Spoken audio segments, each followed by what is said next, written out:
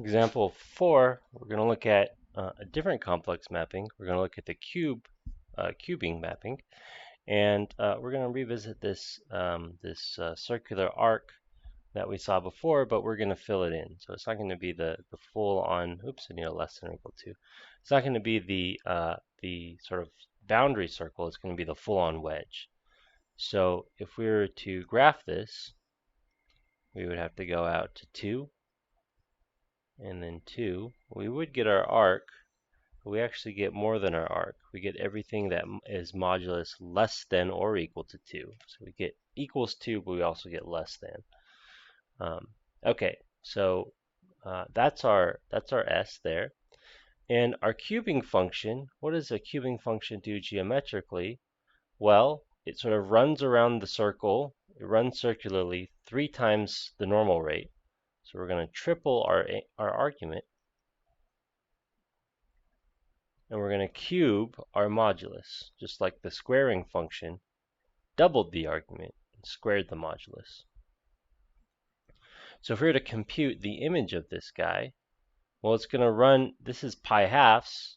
You're going to have to go from 0 up until triple pi halves.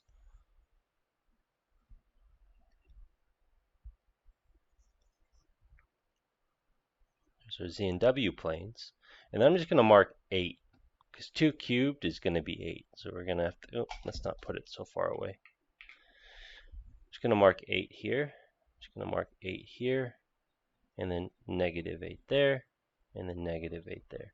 So we're going to have to go, here's our original angle. Here's double our angle. And then here's triple our angle. And then we're going to get all points of modulus less than or equal to that. Now, if you want a more algebraic way, this is the image. So our S prime, which is W of S. If you want a slightly more algebraic way of going about that, let's do it.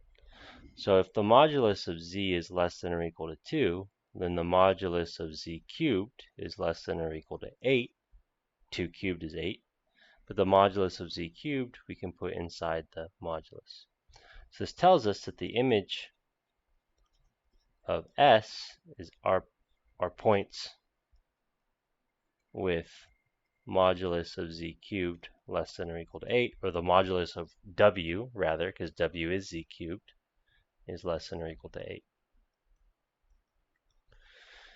Okay, and that's taking care of the modulus of our image. And if we know then that that 0 is less than or equal to the argument of Z is less than or equal to pi halves, then 0 less than or equal to the argument of Z cubed is less than or equal to 3 pi halves, because when you cube inside, you have to add arguments. Okay, so this tells us then, because W is Z cubed, we're looking at points where the argument is less than or equal to 3 pi halves and bigger than or equal to 0. So algebraically, we arrive at the same conditions that we had in our picture, where we just apply W to our restrictions, or apply the cubing function to our restrictions. Where we see a Z cubed, we replace it with a W.